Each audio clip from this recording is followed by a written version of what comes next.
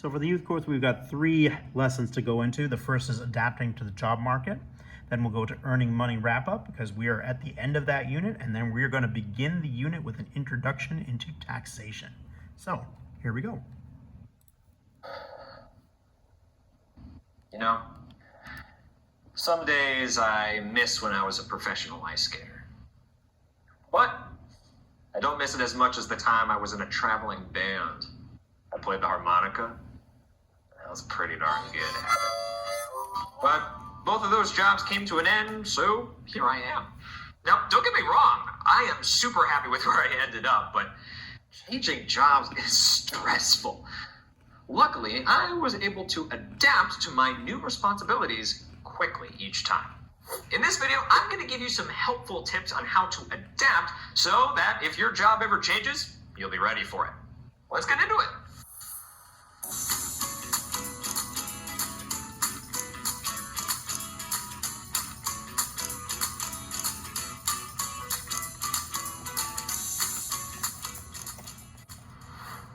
Jobs change a lot more often than you might think. Sometimes your current job just asks you to do something new. So you have to learn some new skills or technologies. And other times you're no longer needed in the position. So you have to find a completely different job.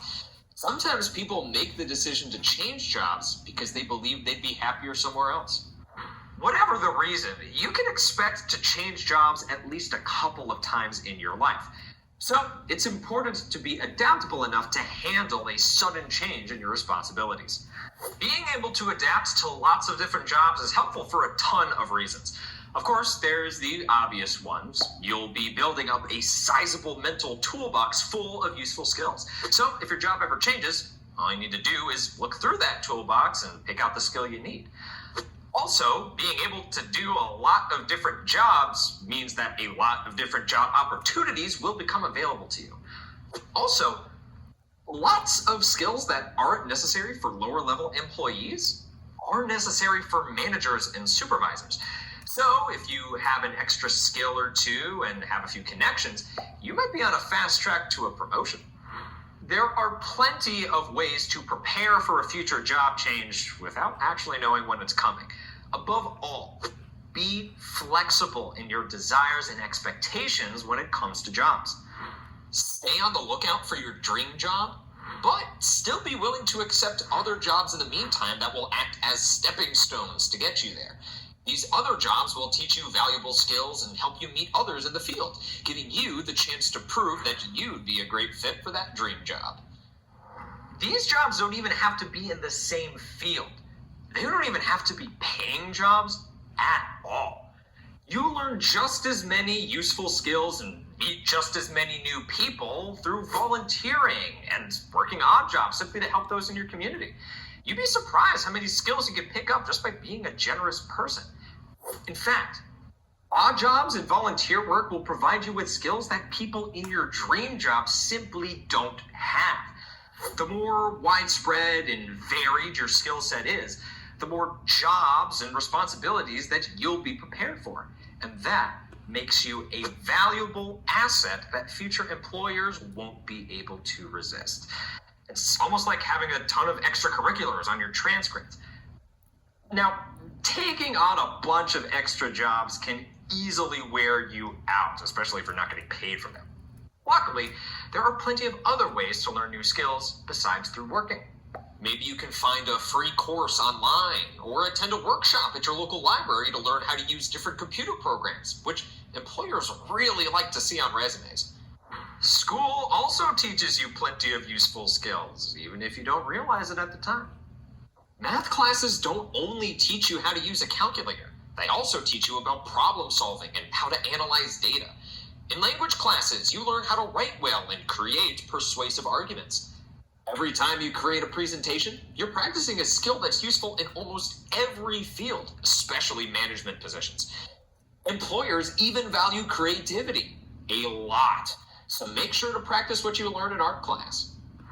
In the end, you never know what skill is going to end up useful to you. So whenever you get the opportunity to learn a new one, take it. Also, be on the lookout for networking opportunities. Networking just means connecting with people, and it's a very simple concept. The more people you meet, impress, and make connections with, the more people will tell their bosses about you, and the higher chance you'll be called in for an interview for that job you've always wanted. Basically, in the working world, gossip is a good thing.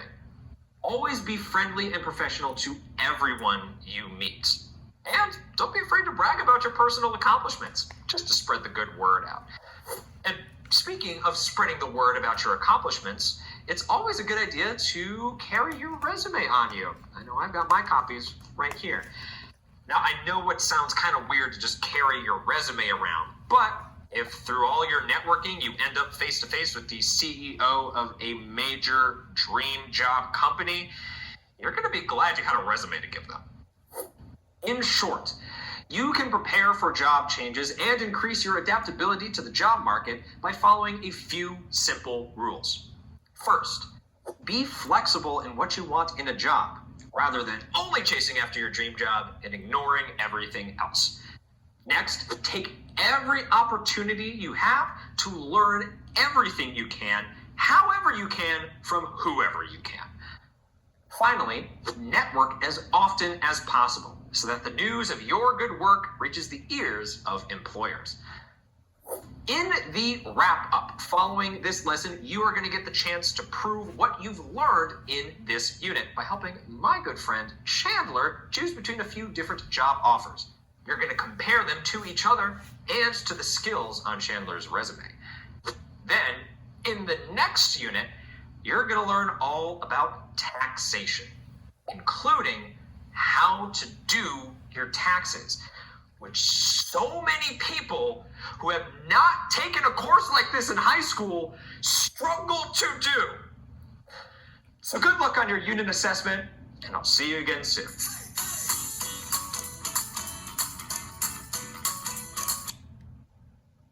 4 reasons why you shouldn't switch to the internet's favorite laundry detergent.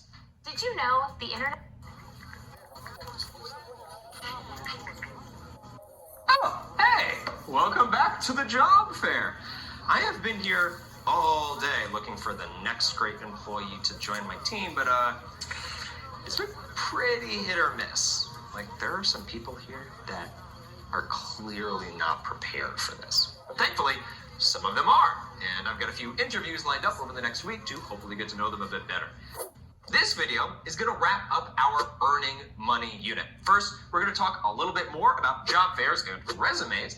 Then you are going to get the opportunity to prove what you've learned in this unit by helping a few of my friends decide between a couple of different job offers that they've received. Let's get into it.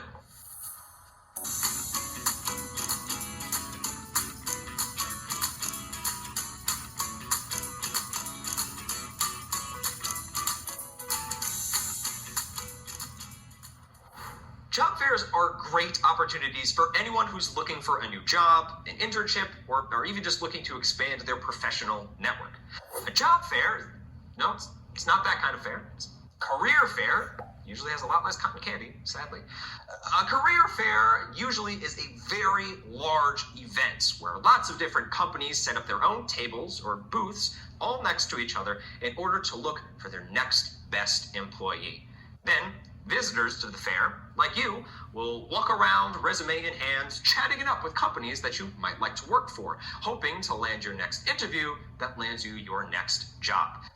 Job fairs are also just great places to practice talking to employers so that you can get more comfortable and confident in the job hunt process.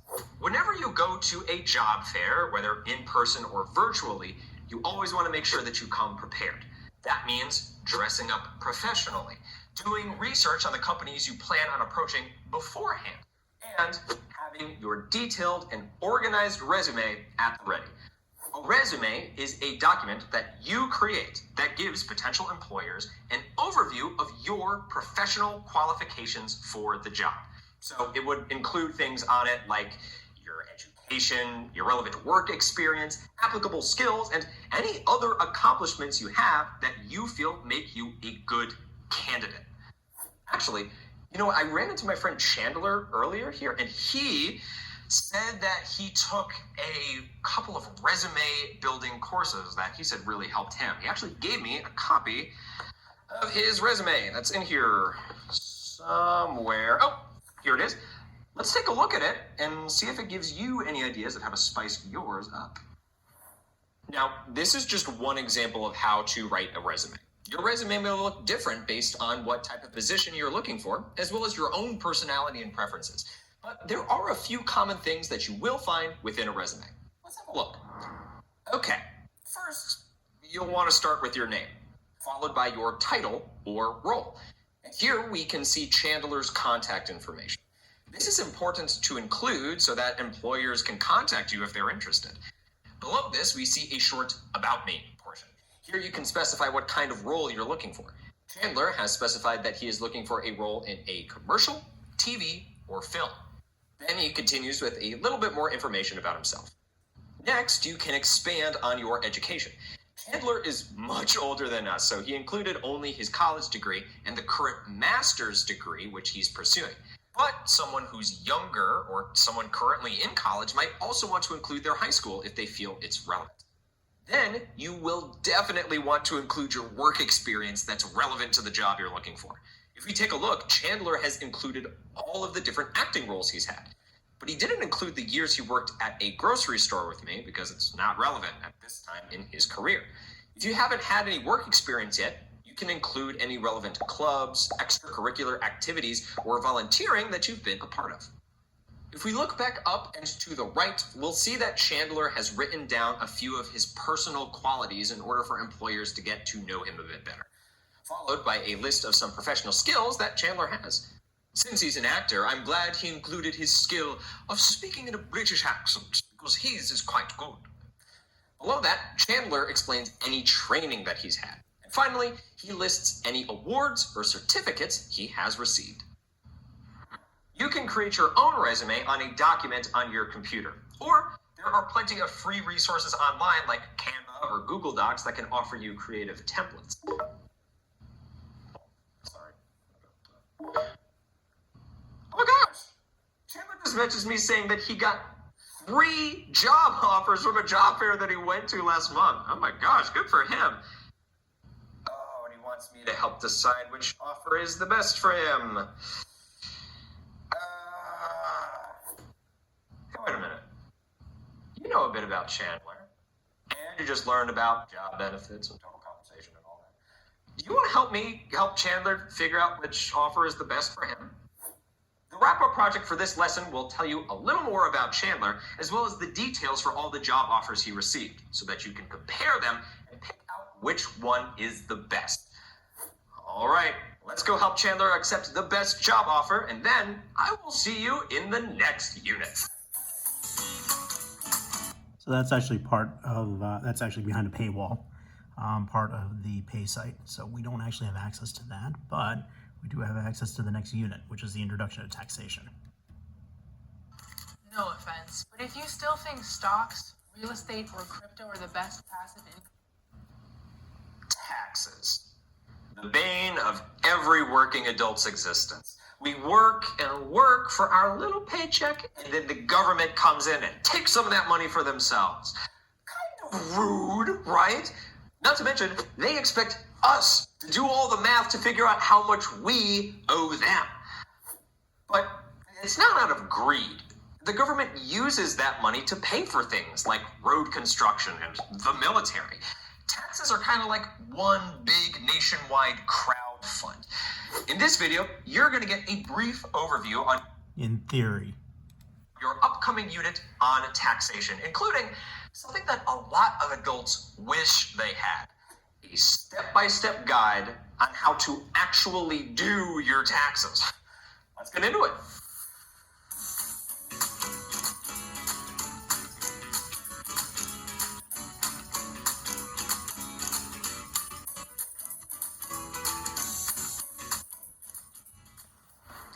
This unit is going to be split up into 3 distinct sections, each ending in a wrap-up assessment. The first section is going to be all about the basics of taxes, the purposes for them, and why we can't just choose not to pay them. Also, we're going to be taking a look at all the different tax systems that you're going to have to navigate as an adult. You may already be familiar with some of these. The next section of the unit is so important that some of the adults in your life might want to watch alongside you. We are going to be going through a detailed step-by-step guide as to how to calculate however much money you owe in income taxes every year. The section is going to be split up into 3 different lessons, walking you through the filing process from beginning to end. First, we're going to take a look at your income and calculate how much of it is actually taxable. Then we're going to take that taxable income amount and look at tax brackets and how they work so that you can figure out how much you actually owe. After that, we're going to take a look at payroll deductions and tax withholdings, which are the things that cause some people to actually get money back from their taxes instead of having to pay extra. That's a pretty fun part. In the final section for this unit, I'm going to give you some extra resources to help you out when it's tax filing season. First, it can be hard to do your taxes when you don't understand all that complicated language that's on all the tax forms. So, you are going to get one giant lesson on all the tax form terminology and vocabulary you'll need, including a mini dictionary so that maybe you'll understand some of it. Then, in the final lesson of this unit, I'm going to go over all of the benefits and drawbacks to using a tax filing service, in case you don't want to do your own taxes. Plus, in addition to your usual end-of-unit assessment, you are going to get the chance to practice filing my friend's tax form. This is a great opportunity to test your new knowledge in a more realistic scenario, just like what you'll have to do as an adult. By the end of this unit, you will be more than prepared to file your own taxes each year. Hey, you might even be able to help your own family during tax time next year. Just don't tell your friends that you actually know how taxes work, or else you're going to end up being the friend that does everyone else's taxes and have no more time to yourself. Yeah. Also, if you haven't already, be sure to download or print the notes for this unit so that you can be prepared for your lessons ahead of time. That's all for today, and I will see you next time.